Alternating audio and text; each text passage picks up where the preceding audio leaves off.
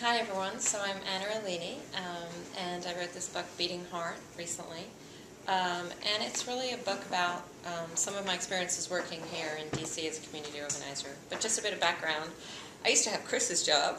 I used to be the director of the DC Environmental Network, working across the city on environmental issues, environmental justice issues, and working as closely with the community as possible. And kind of ran into a huge brick wall with a particular campaign, and that was a campaign to stop a private prison being built on National Parkland in Ward 8 in DC. And Ward 8 is the poorest African American community in the city.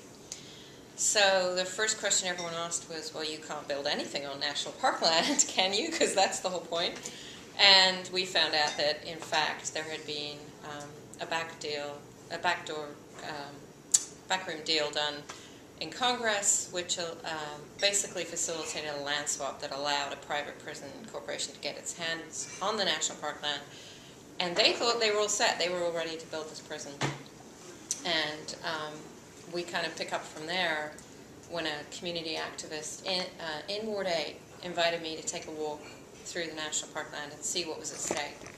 And the two of us, I guess we're very similar-minded. We're very dog-headed and very determined.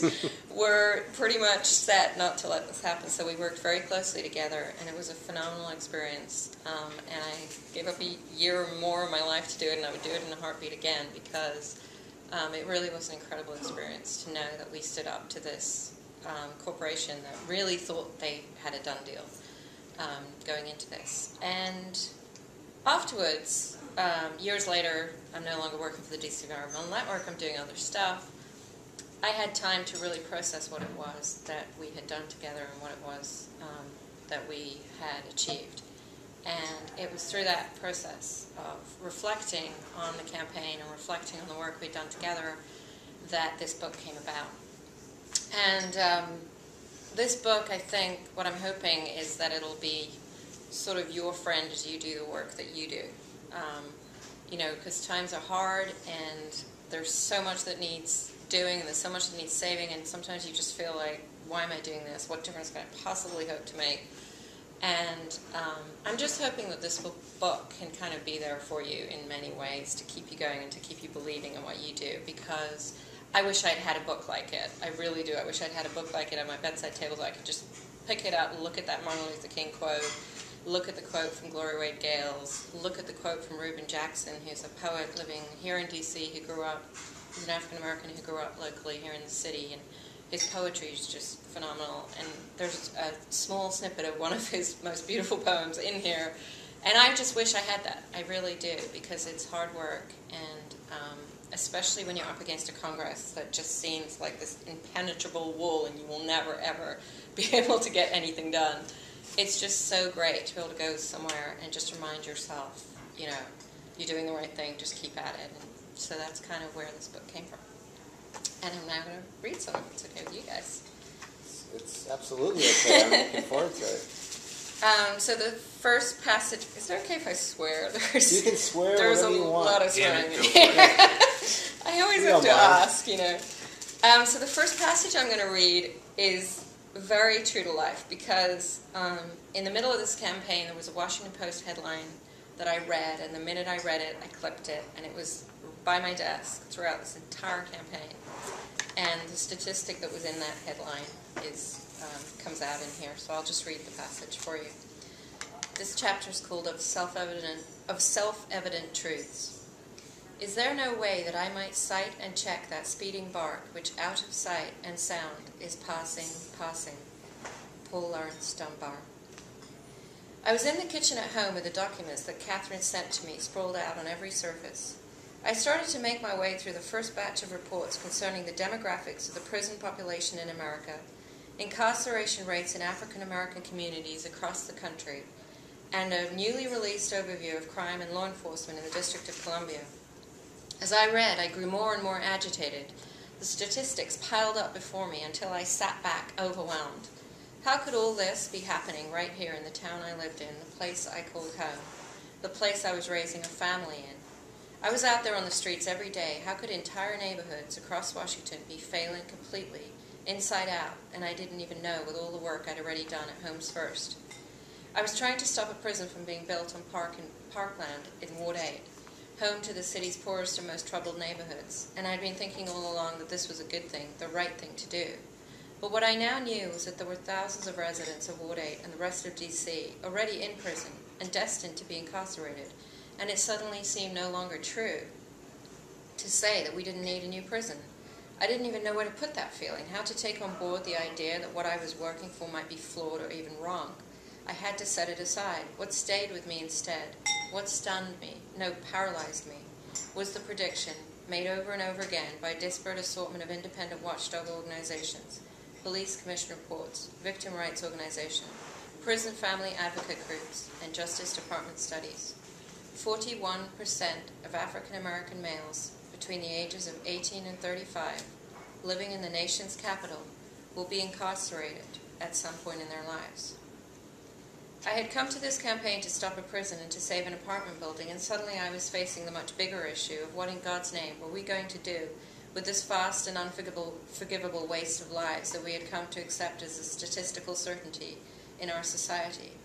As I read on, I drank too much and I knew it, but I could not stop. I was feeling something of what was in Luther's voice when he called me to tell me he was sending me the reports. I couldn't discern what it was then. I simply took note it was there. "Babe, what are you doing?" It was Ian. He had come in half asleep to check up on me.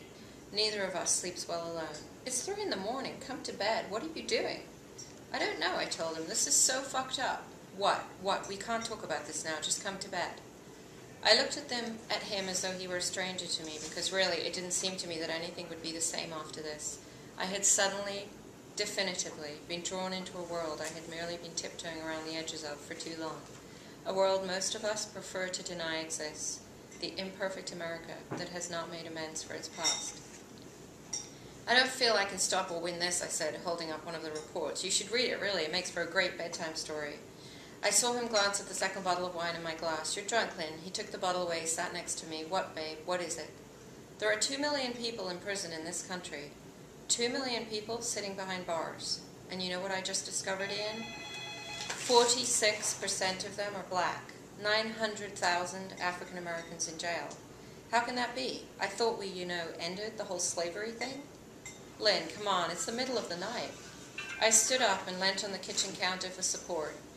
"No, see, this is the thing. It turns out DC does its fair share of contributing to the prison population. There is actually a term for all those people rotting in jail, the prison population. So this isn't just about stopping a prison. I don't know what the fuck it is, but it's not about stopping a prison, and you're going to say nothing." "What, nothing? Go to bed?" Ian looked at me as though he was about to give up and leave. Instead, he pulled me back down to sit next to him, and he turned me towards him.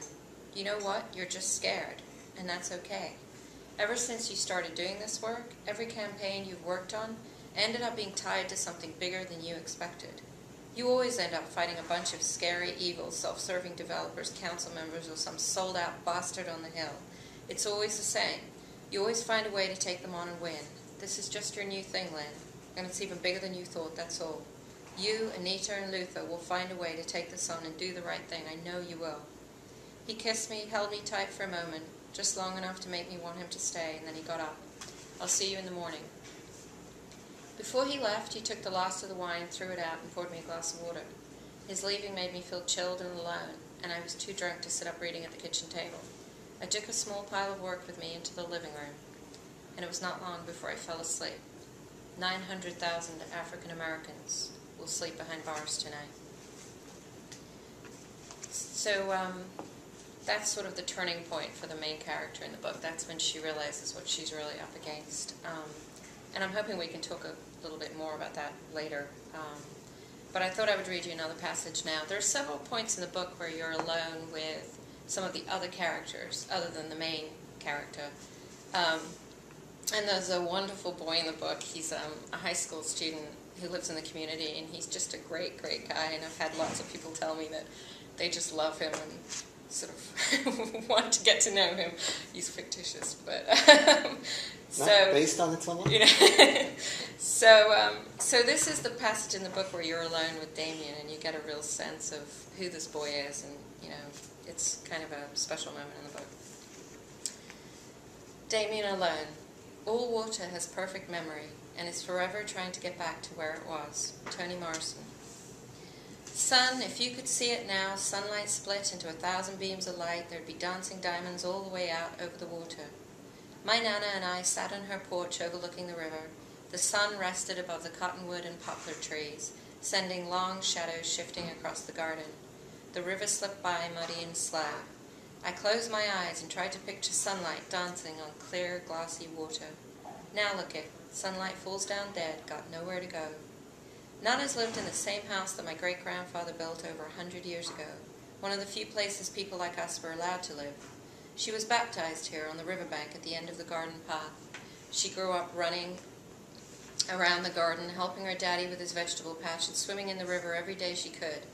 I tell you, though, she's been left pretty much faithless by what's happened to this river in the past 50 years. It ain't never going to be like that again, sweet boy, maybe in your lifetime, but not in mine. Nana grew tired of hoping she'd ever see the water again the way she remembers it. Sometimes she takes her rocker into the house and reads inside because she can't bear to look at what's become of her river.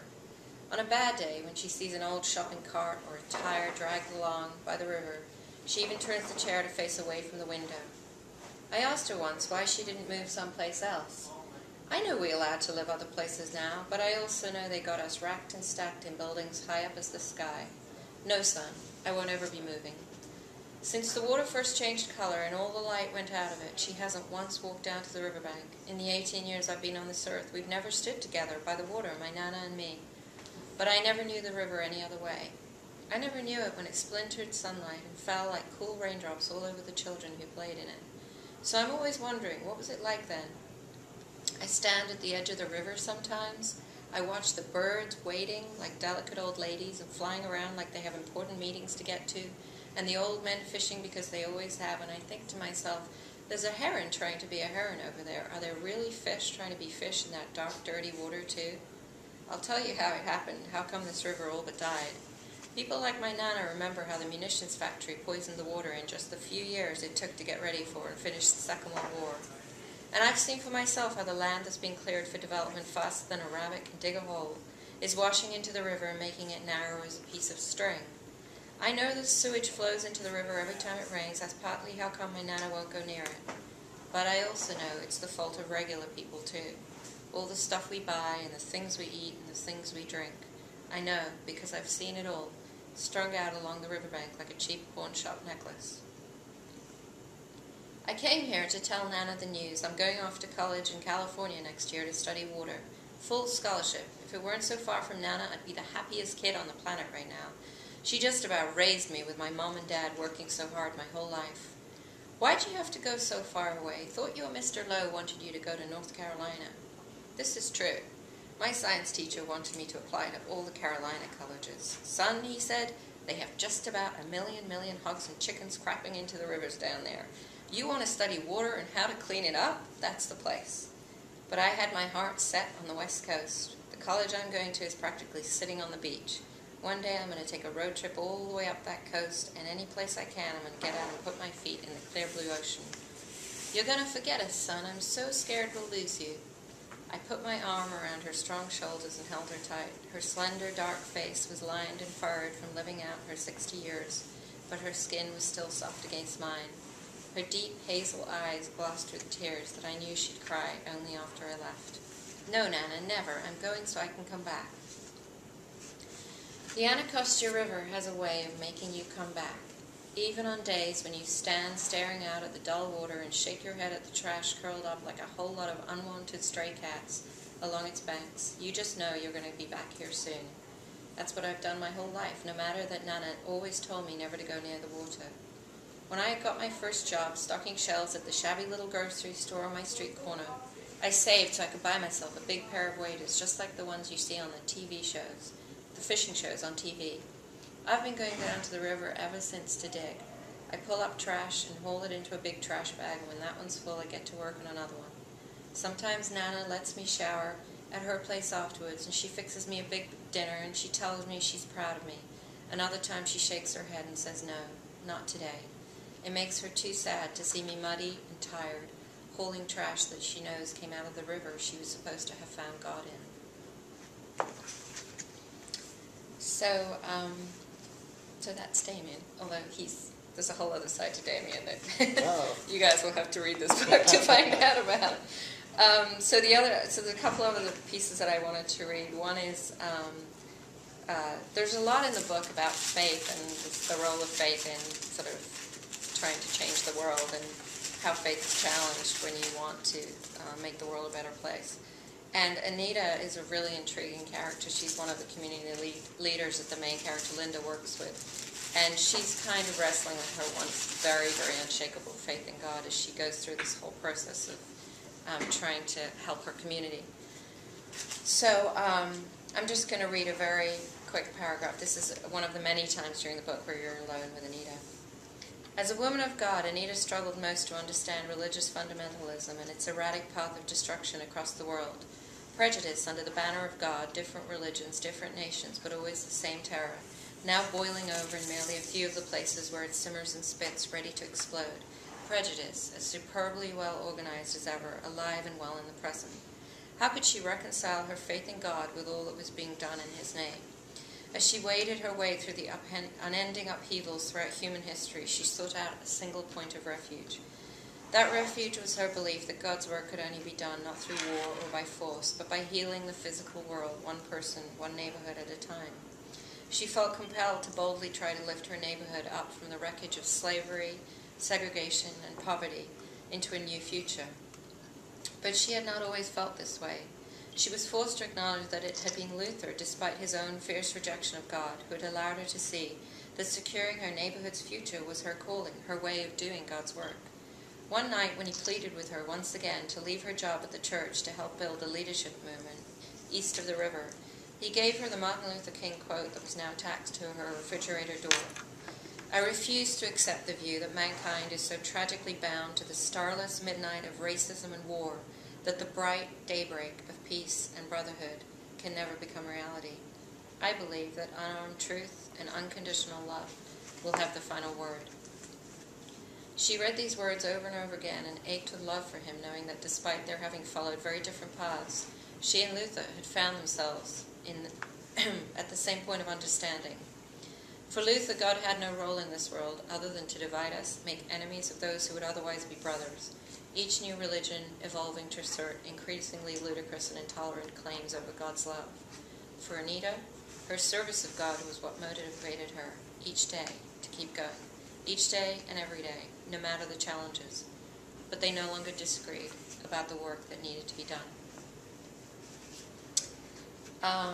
So the last piece I'm going to read is actually it does speak to the issue of how to keep going when things seem, to get pretty crazy. And there's another character in the book called Richard, and he was a very good friend of Linda's, and their friendship has kind of become strained. And this is from an evening where she goes to talk to Richard and to try to save what's left of their friendship. So I'm just going to read two quick pieces, and then I think I'm going to finish with a little insight into Raphael, who's another character who's very intriguing. So that's how I'll wrap up. Just a few nights after the marathon zoning commissions, I woke in the night to the phone ringing and slipped downstairs to take the call. I found myself saying, yes, I'll come right away, only because it was Danielle who asked me. Afterwards, I dropped the phone next to me on the sofa and sat back, 2:40 in the morning. I'll be there as quickly as I can, I had told her, but I couldn't move now. It occurred to me as I drifted in and out of sleep that perhaps I knew too well the adrenaline rush of night calls of someone loved feeling trapped or lost because of paths mistakenly or unexpectedly taken. It seemed that as my friends and I inched our way on in life, every turn brought new pressures and changes that we weren't able to reference by experience. We were explorers navigating a new world of rapidly shifting extremes, learning as we went how to handle the uncharted territory of modern male and female relationships, the infinite poles of poverty and wealth, the surging and receding tides of religion and race, and the foreboding fragility and vulnerability of the planet. These were journeys that we had thought we were well prepared for when we set out bursting with idealism and confidence, ready to rock the world, having graduated from the best universities in the world at the end of the 20th century. And we'd done our best for the most part. We were all trying to do some level of good. but it too often seemed as though we were floundering against a massive storm of misery that as yet showed no real signs of abating. Whatever our successes and joys, we held on to our having tried, but most of all, to our having been there for each other. I like that. Thank you. So this is when Richard realizes he's basically losing Linda, or he thinks he's losing Linda, and he's trying one more time to sort of save their friendship. Tell me this, he said, where does it come from, your conviction that everything is going to be okay when everything is not okay, is never going to be okay? There was pure fear in his words. This was the tone Richard reserved for speaking a shade of the truth that he rarely exposed. I recognized it because it was the only reason I had borne his lies all these years. I want your determination. Where does it come from? Your ability to go on working with such awful misery all around you. Doesn't it ever strike you that all of your commitment and all of your optimism and that bottomless well of self-righteousness that you draw on is just a wasted effort? He was drawing me back in, reawakening the feelings that had blossomed and faded through all the seasons of our friendship. When I was in Africa, do you have any idea how impossible it is to measure success out there? You have to talk and think about Africa like it's just another country. Otherwise, you can't even get your head around what Africa means, what all those countries individually mean in terms of human suffering. We counted the number of new patients we were getting AIDS medication to, roughly 200 a day, out of the 20 million people who have AIDS. I know what you would have said, Lynn. If it had been you working out there, you would have sent me one of your darling emails, Ariel, 11 point, exclamation marks all over the damn place. Richard, we're making great progress.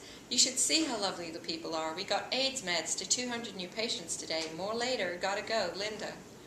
We both laughed at this. It was true. He knew he was reaching me. He smiled, his eyes light and clear. He wanted me to be on his side again.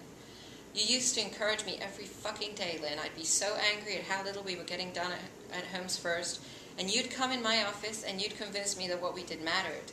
Now I feel like none of it matters, because every day there are more and more people walking in and asking for help, and we just can't. We can't. We don't have the money. We don't have the resources. This was the conversation that had flowed continuously through our 8 years of friendship and work. How to stay focused, how to keep going, how to be there for one another when disillusionment came knocking on the door. He was trying to tell me that our work together was not yet done, so how could we possibly give up on each other? So deliberately, to show them that I could, I stood and walked away to my car, leaned against it, my arms folded tightly on my chest to keep the cool air and Richard out. He got up and came towards me, in every way determined for me to hear him out. We looked directly at each other by his design once more, and it was hard for me to understand how we had come to this, what unraveling would have to take place for us to go back to that perfect summer when we met campaigning against the downtown shelter closings.